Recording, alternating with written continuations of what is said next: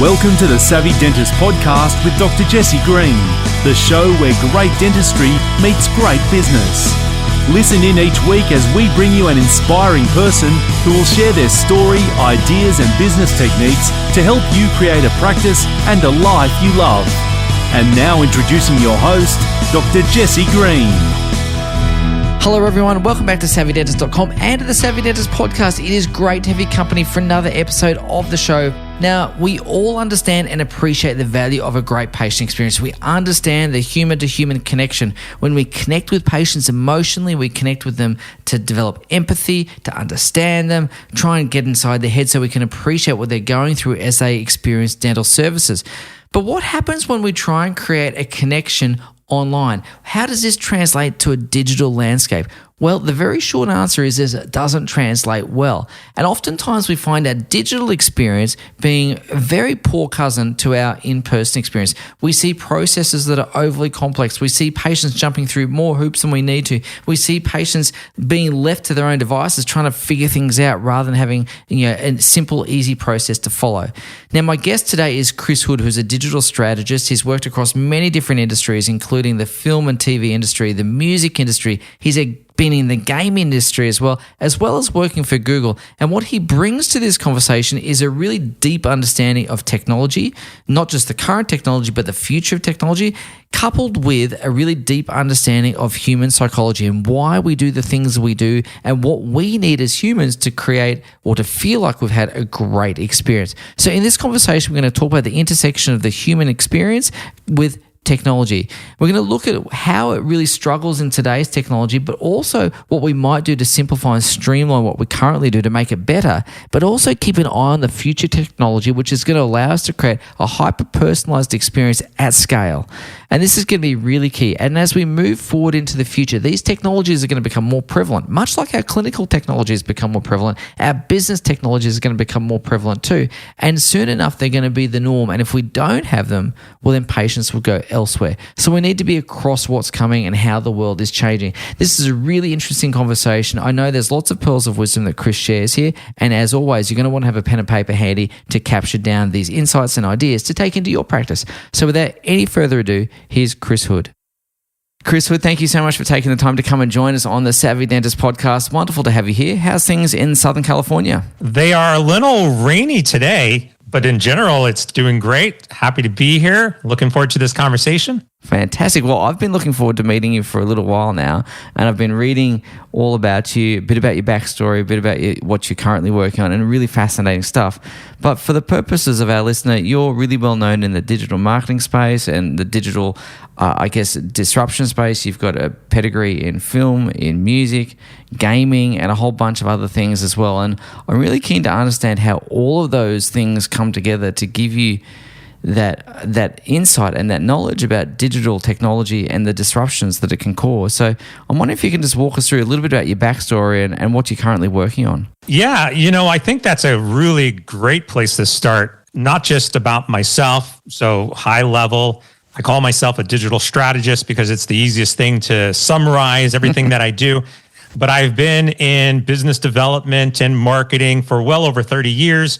I have spanned across multiple industries. So you mentioned some of them in the media and entertainment industry, but I've also been in retail and some fintech. And in my previous role at Google, I've had the opportunity to talk with executives and businesses across pretty much every industry.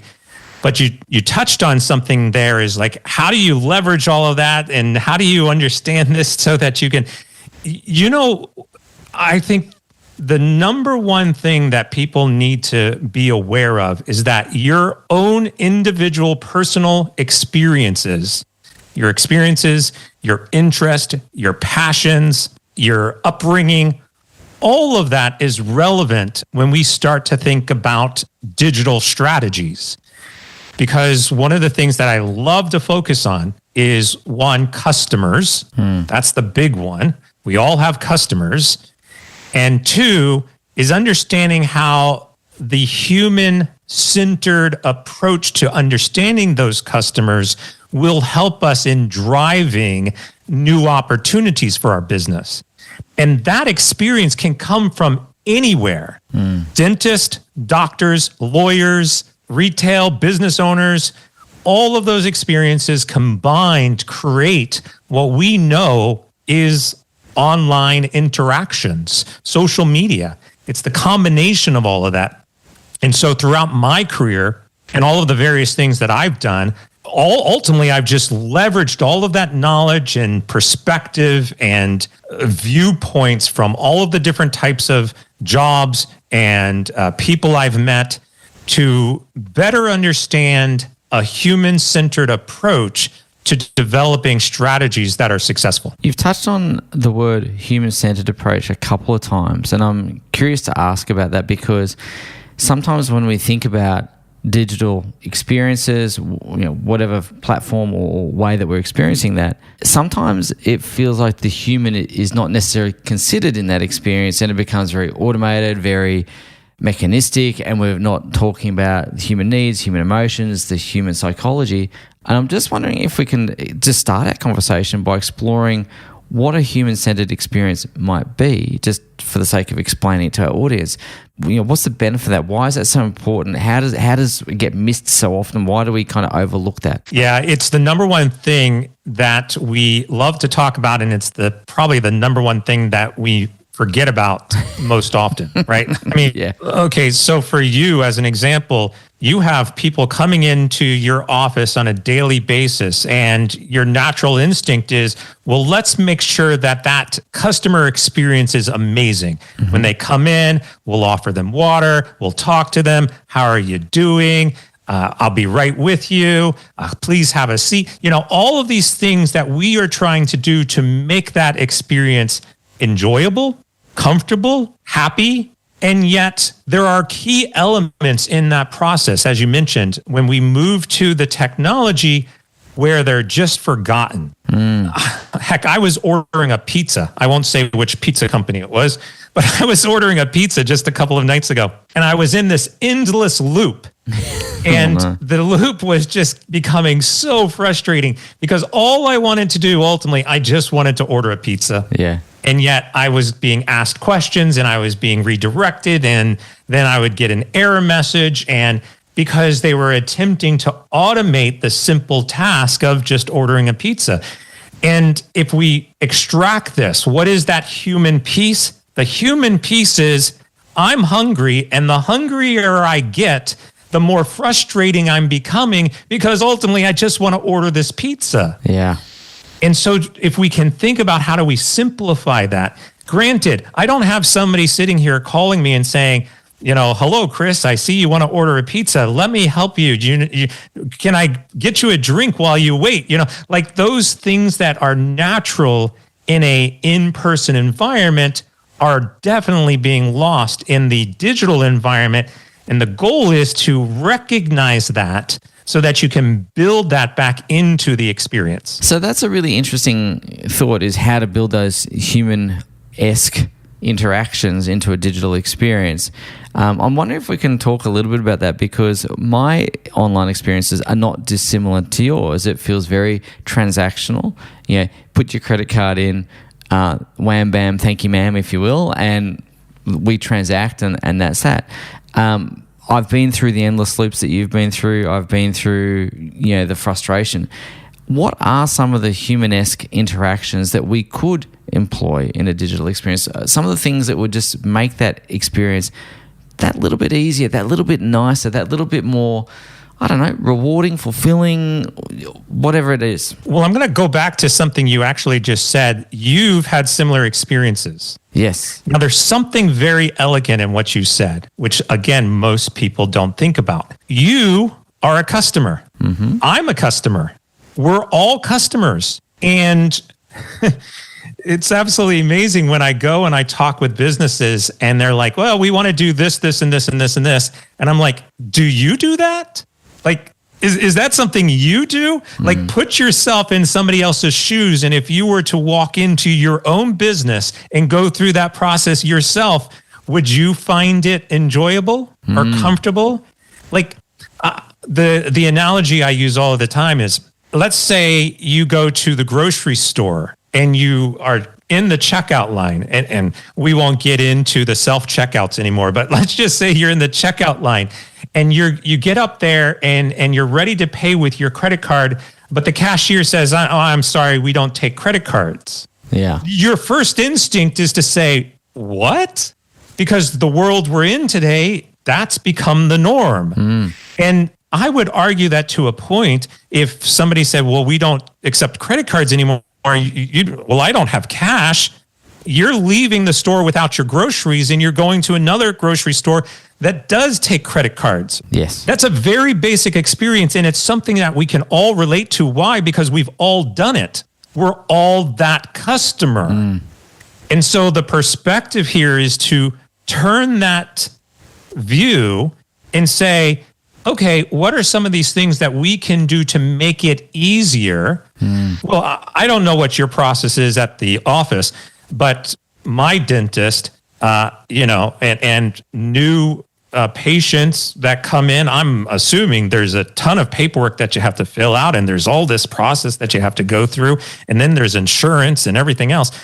You know, from your own experience, that's annoying. Now, we could argue, well, we have to do it. Yes. Insurance regulations and everything else, we have to do it. Do you? My first argument to you is, do you have to do it? And the goal in this is to say, if you find it annoying when you go to the doctors and you have to do it all, and if you were in that shoe of your own customers coming in, how can you make that easier? How could you simplify it so that when they come in, you're just getting right to what they're there for? Just like, I want a pizza, I'm hungry, I just want to get there and get it. Yeah, I think there's some really elegant elements in that as well. And it's simple, but it's not easy. And it's, as you say, simple to do, simple not to do, right? It's one of those things that we often overlook. And it's really funny you talk about, understanding the fact that we're all customers and, how would you like to do that? And I'm thinking about this as we're speaking, and I know you're absolutely right. When a new patient comes into the practice, there's paperwork, there's a new patient intake form, there's a medical history, there's documentation for this and that. And it is a bit of a pain in the neck. And you're absolutely right. So my questioning to myself now is, okay, well, what do we need to do? Let's maybe challenge those assumptions and not kind of just get caught up with the dogma of this is how it's always been, therefore this is how it should be and will continue to be. So I really appreciate you sharing that, because I just caught myself reflecting on that myself, going, yeah, maybe there's some things we could just streamline, make it a bit easier, just make their day one less hassle for the patient that day, right? Just let's make their life a little bit easier. It's very easy for us to say, well, that's how it's always been done. It's very easy for us to say, well, that's just the way it is. It's very easiest for us to say, well, the insurance companies need this, so we have to do it. I think that challenge of the norm brings it back into the human-centered approach that we're talking about. We question things all of the times ourselves. Like, if I was to say, let's go to the bank, and somebody at the bank said, stand in line. We might just stand in line, and after 10 minutes, we're still standing in line. And at some point in time, we're going to ask, why are we standing in line? But we don't seem to do that when it comes to our own businesses. We always seem to just say, nope, that's how it is. We accept that. Let's keep doing it. And we have to be able to challenge the status quo and offer alternatives. And maybe they don't work out initially, but I think in the long term, you begin to get closer to improvements. And you also have to ask your patients or your customers. You have to survey them. Like, what could we have done during your experience that would have made this better for you? And even that sometimes is challenging. There's a lot of businesses out there that just don't ask their customers exactly what it would take to make that experience better. They just assume they know, and oftentimes they don't. Yes. Yes. 100%. And we get caught up with what we're doing. We get caught up with I've been doing this for so long, I know what's going on. And maybe we do, but maybe we don't. And maybe we should just test that assumption, which would be the sensible thing to do. And coming back to the human-centered approach for a moment, because this is what we spoke about at the beginning, is we do things instinctively and intuitively in a face-to-face environment, but then they don't always translate as neatly or as elegantly into a digital environment or a digital experience. And we've spoken about the pizza. I'm really curious to ask you, if you were to talk to the pizza company, whichever one it was, which shall remain nameless, and you were to give them that feedback, obviously you would say, make it easy for me, I want to buy my pizza. But specifically as it relates to your situation, what advice would you have given that pizza company to make it a human-centered approach? Just so we can take some of this thinking and then start applying it to potentially our own businesses and our own human-centered approach. Well, it goes back to some of the things we've already touched on. Like if I was to say, stand in the line to go to the bank, you're going to ask, why am I standing in this line? Or you have a new patient who comes into your office, you might have a routine that you go through, and ultimately that routine is going to include fill out this paperwork, sit down, check insurance, etc. If we were to actually take that and put it onto a task list, like step 1, step 2, step 3, if you were to actually go through and I'm going to train you, you've got a new employee, and I'm going to train you how to onboard a new patient. Here are all the steps. And you probably have those steps written down somewhere. Any of your employees who have been with you for a while, they probably have it memorized. But if you actually sat down and then started to analyze this step, if I go back and think about, again, the pizza example, I could take you through those steps. I could say, like, I log in, I enter my address, I look through the menu, I find what I want, right? And so on, all the way to checkout. And then I wait for the pizza to be delivered. If we look at that list, odds are, and I'm just using randomness here, odds are there's 20 items on this list, we'll just say. Yep. Out of those 20 items, I would argue that 5 of them probably are not needed. 5 of them are redundant or time consuming. And even if you start to map those steps, like, okay, I go to the website and log in. It took me a minute to log in. I go and I enter my credit card information, and there's some validation for that, and it takes another 2 minutes, and so on and so on. You should be able to start saying, well, what steps in this are needed? What steps are required? What steps are not needed? How much time can I reduce for my customer?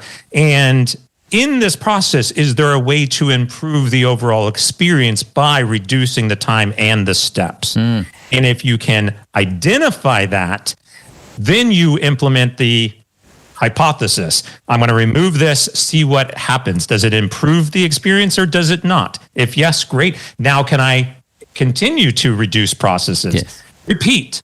And at some point in time, the question is, does it really take 20 steps, or could I potentially get that down to 2 steps? Yeah.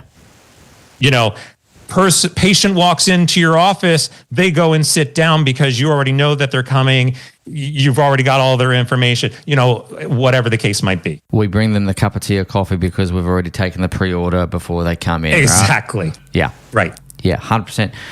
Can I just share with you one of my pet peeves online? I know this is probably slightly random, but it happened to me the other day, and I was on a particular site, also remain nameless. It's the CAPTCHA. When they ask you to write in the numbers or the letters, and you can't read the things in order to type them in. It's like, how do you expect me to type? I'm guessing here. Yeah. It drives me absolutely nuts. Anyway. That's one of the things that we are seeing improvements in. So there's any number of CAPTCHA systems out there. They are designed to help protect your data and make the experience better. That's what they're designed to do. Do they? Sure. But they also add a level of annoyance. So, Google in their more recent versions, that's all hidden. So they can actually check that you are a human without actually having you enter anything in. And that's a great example of how the technology is progressing so that it removes the frustrations, but maintains or even increases the security and privacy. Yeah, look, everyone's on board with the whole security and privacy aspect. But yes, there's one or two companies that perhaps could listen to this podcast and say, hey, Chris, help us design something that's a bit more human-centered. And here's the crazy thing about it is the difference between like reCAPTCHA version 1, version 2, version 3. If you're on like version 1 on your website and you're manually having your customers enter information that they can't read, to upgrade to version 3 where it's hidden and seamless is free. Yeah. Right? I mean, it's free. So all that's telling us is that you're too lazy to go and make the adjustment to improve the experience. Yeah. I'm also really curious because we're touching on some of the technological changes that you just spoke about from CAPTCHA 1 through to CAPTCHA 3 and how Google can actually now tell that there's a human on the end of the computer, not just a bot or whatever. I'm curious to ask you about technology and changes because one of the things that, as dentists in our practice, most of us are really enjoying the practice of dentistry. We know that, that's what we're there to do.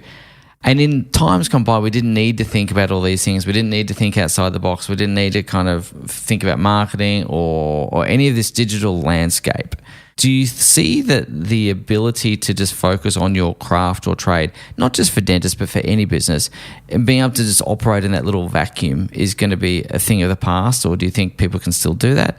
And secondarily, where do you see the major technological shifts coming along that are going to change the way that we all do business and how to prepare for that? Sure. How long have you been practicing? Oh, I've been practicing now for 29 years, which dates me. So I'm not a dentist, but I've been in a dentist office more than enough times. Some obvious or maybe not so obvious questions or inquiries, or I'll even take my own personal perspective. Sure. There was a point in time where I would go to the dentist and I would get x-rays and I would have to put things in my mouth. And, today I go in and it's all digital. Mm-hmm. There has been a technical advancement. There has. Before there wasn't such a thing as like Invisalign, and now there are, right? So even in your craft, we have seen innovation and advancements that have taken that digital or updates in technology and have improved the way that you can operate or offer new products. And yet you're still basically doing dentistry work and enjoying it, but you yourself have had to learn new skills and improve as you've progressed, right? Yep, 100%. So I think to your point, yes, you can still take a career and maintain the core passion of that, but you're always going to have to be aware of what's coming down the pipeline. Yeah. If we were to think really outside of the box and say, what if there would be a technology that would allow me to do the x-rays in the comfort of my own home with my camera on my phone and be able to send those to you so that before I get there, you already have those x-rays? Now, that sounds fascinating. And it also sounds like something that would greatly improve my time in the dentist office. Is that technology out there yet? I don't think so. I haven't heard of it.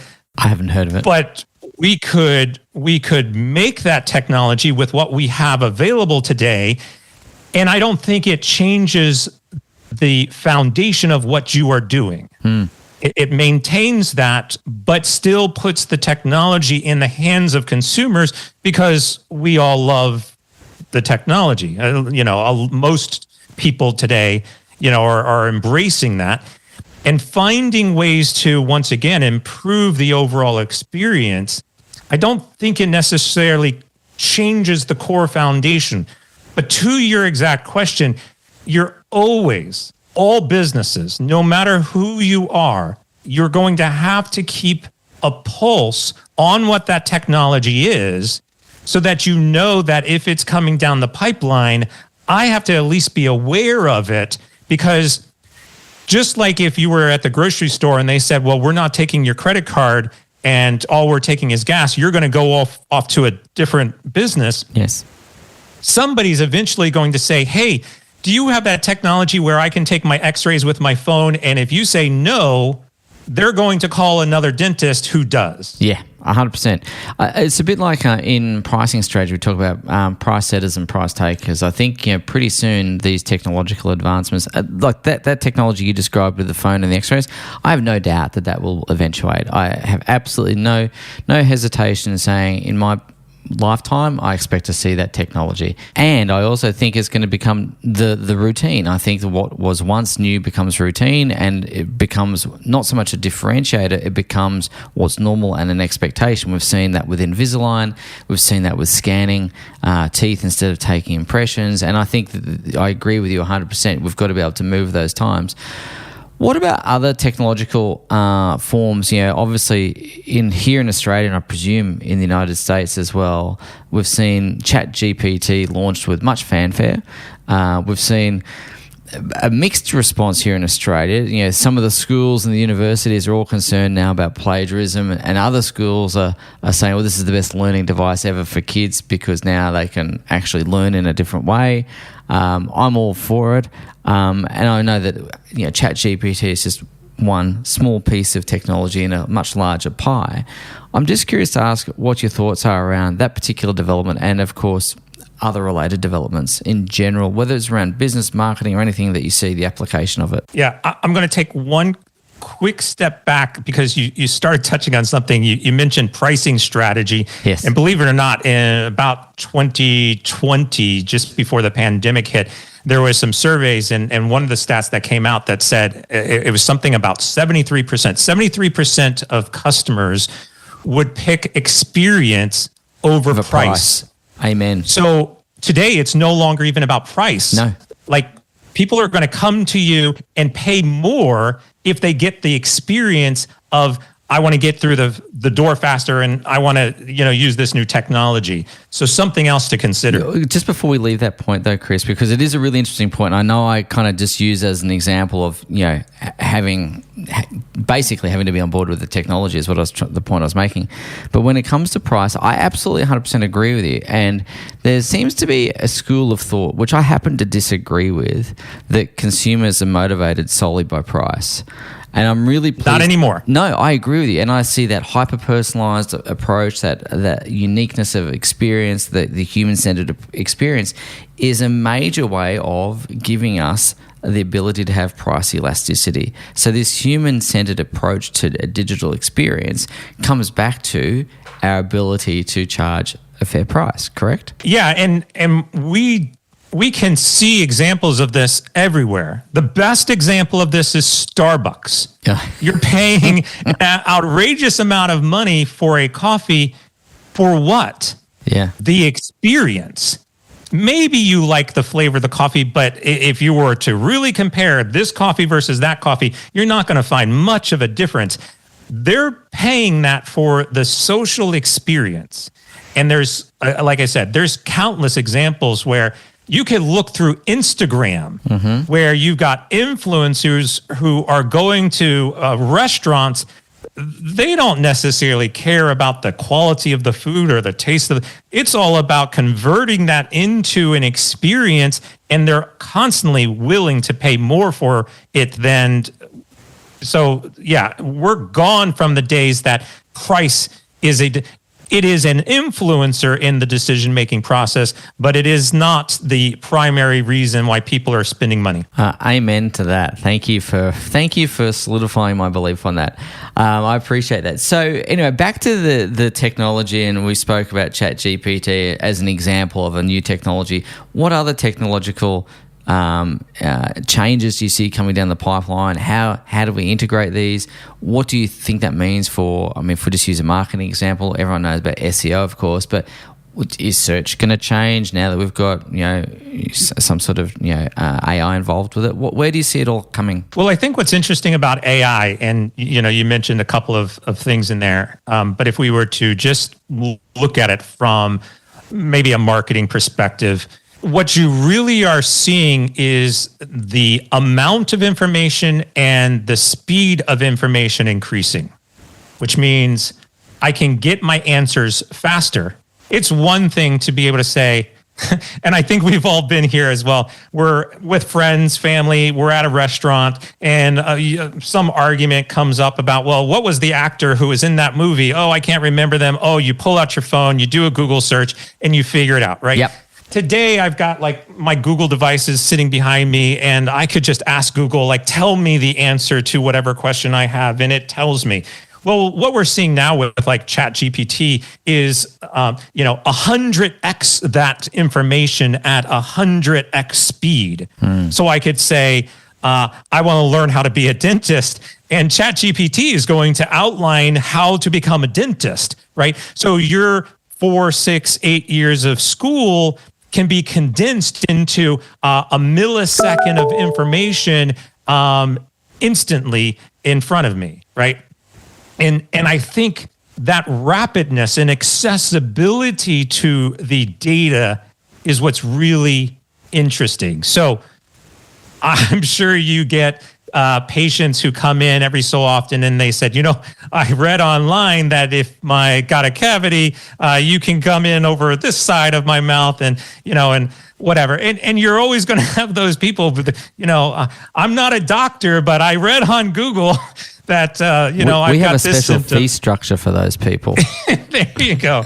The interesting thing is that those individuals who are researching are going to have more accurate and more abundance of data. Yeah. And they're not going to be wrong. And when they come in and they say, hey, I've read this online. How do you convert this into a business solution? I think first you have to understand that it exists. Yeah. And that people are using it. And just like we talked about earlier, like how do I speed up the insurance and paperwork process? I have no doubts that like ChatGPT potentially could help in some way of processing and speeding up the onboarding process of patients. That's there because it's a lot of data that can be processed rapidly.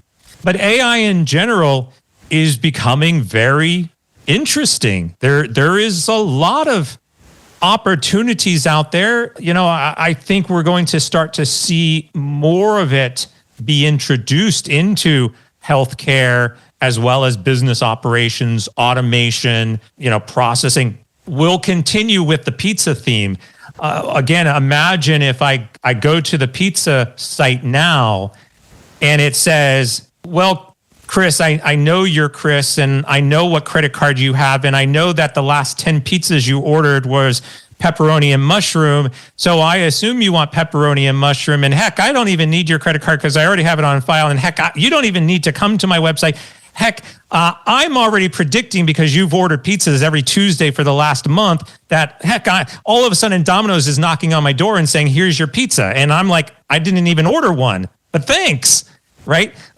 Like we're progressing at that type of level where we have systems that can predict what you want before you even ask for them and have all of the information about you for preferences and dietary restrictions and card processing. It's very easy to believe that there's a world in the near future that can handle all of that for us.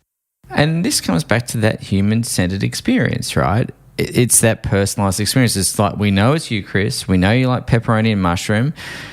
We don't think it's Bob from down the road who likes ham and pineapple. Is pineapple a thing on pizza in America? Or is it? Yeah. Not for me. Not for me either. But that's a whole podcast episode right there. Yes. But yeah, we know it's you, Chris. We know your preferences and all the rest of it. So I think coming back to that whole human-centered experience approach and using technology to facilitate that. Obviously, as business owners, we're going to need to be aware of those trends. We're going to need to be aware of those changes in technology and what it can allow us to do. What do you say to those people that might be just kind of slightly afraid of that technology? Because by and large, a lot of us are embracing it, but there are still some people who are a little bit reticent, a little bit cautious, maybe unsure. I think that there is definitely an age. I think the younger generation is more in touch with that technology. The older generation is probably less so. I have a hypothetical question for you since we're talking about AI, and I would love to hear what your listeners how they respond to this. So do we want them to respond in comments in the below in the Sure, podcast episode? yeah. Okay. Respond in comments below. I would love to read this. Let's just say you had a patient that comes in and you're a state-of-the-art dentist office. You've got the state-of-the-art technologies, and we're at a point in time where we have to, extract a molar. Yep. Sounds reasonable. And the patient comes in and you say, we have two options for you today. We have a fully automated robot with state-of-the-art AI that can do this for you seamlessly, painlessly, and efficiently, 99.99% accuracy. Or we've got the doctor who's in and he can do it for you. It may be a little bit more painful, but it's going to get done. Which would you prefer, the AI or the human doctor? Now, my belief, I'm going to tell you my belief. You can share yours. My belief is that most people above maybe a certain age would still pick the human dentist to do that work. And that tells us something about where we are currently and what our need for that human connection still is. That's exactly where I was going to go. Is I think if you presented the stats like you did in that argument, the robot's going to do it 99.99% accurately, no problems. I think it becomes there's two questions in there. One is the surgical risk, and the other one is the patient experience, right? So we can probably determine that the surgical risk is going to be absolutely fine in this particular hypothetical with a robot doing it 99.9. But you're right. People want the care. They want the empathy. They want that experience. And so how do we craft that experience where we're getting the accuracy and the empathy? And maybe that's the future of healthcare right there. And you touched on empathy in there. At the end of the day, if I'm in a dentist office and I've got to get work done, I want to know that somebody is there talking to me, coaching me, helping me, and making that experience. And if you take that scenario and you say, okay, I'm going to reflect now on my patient care of all of my customers and think through, what am I doing to make that experience comfortable, enjoyable, with a view on empathy for that customer, then you might be able to start to say, well, I'm doing this, that's not needed. I'm doing this, that's not needed. I'm going to improve this process and get it down to that, as we started with, human-centered approach. Do you think a sentient robot would be able to cover both of those elements of that experience? And is sentience a myth or is it a reality? I don't know if it's a myth or a reality yet. Yeah, that's okay. Sorry, I know it's a question without notice. No, it's fine. But let's fast forward and let's just say there's a sentient being. I still, the word sentient is still lacking some definition because just because somebody might be aware that they exist doesn't necessarily mean that they're aware or have empathy towards one another. We can extract the scenario we just did, and we could put this in front of any number of other scenarios, like let's say it's brain surgery, right? Instead of a molar extraction. Yeah. Let's say it's a lawyer. What if you had a sentient AI robot as a judge and you were on trial for murder and you knew you didn't do it, and that robot, what are they going to, even if it's sentient, what are they going to expect? A 50.0000001% guilty means you're guilty, right? Whereas today, a judge can come in and is having a good day or a bad day. If they're having a good day, you get off, right? So do you want to put your life into somebody's hands, 100%, sentient or not, to make a decision based on fractions of percentages? Yeah. And really, that's the core challenge that we have to figure out. Yeah. There's lots of questions in that, Chris. Lots and lots of questions.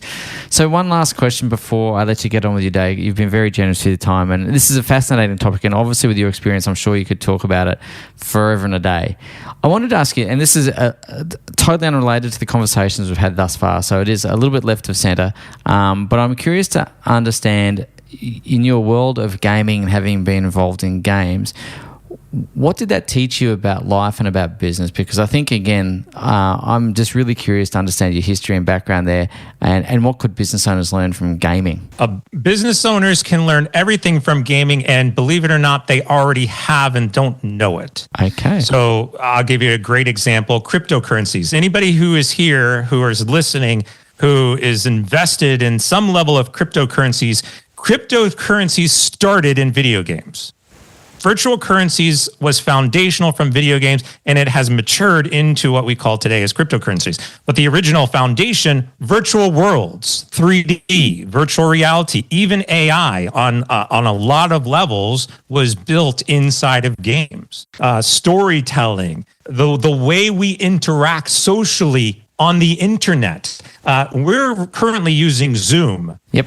Zoom was invented before it was known as Zoom and before Microsoft had a product and before anything else. Gamers were connecting with each other and talking inside of video games back in 1995. So all of this has been a progression and innovation from what we've learned in gaming. If you go deeper into gaming, there are things like logic and problem solving. We train our Army and airline pilots in simulators, which is all from gaming. Yep. In the medical field, anybody who is studying to be a doctor or whatever, you've probably had some sort of virtual simulation, 3D models of the human body and the skull, and we talked about doing X-rays. All of that 3D modeling and stuff that is there all came from video games.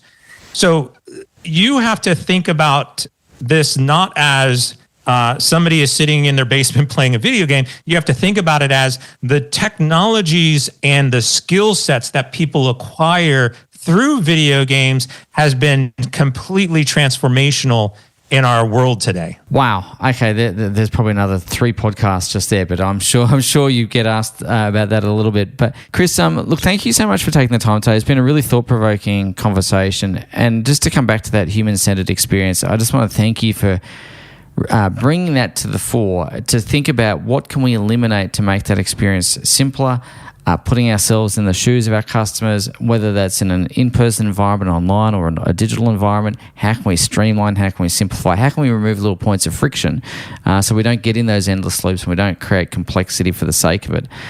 So lots of really good thoughts there today, and I just appreciate you coming on and sharing those with us. Absolutely. Loved it. Thanks very much, mate. We'll talk soon. Thank you for listening to the Savvy Dentist podcast. For more episodes, go to drjessiegreen.com/savvydentist. And to discover how to build a high-performance dental practice, visit drjessiegreen.com and download the free report.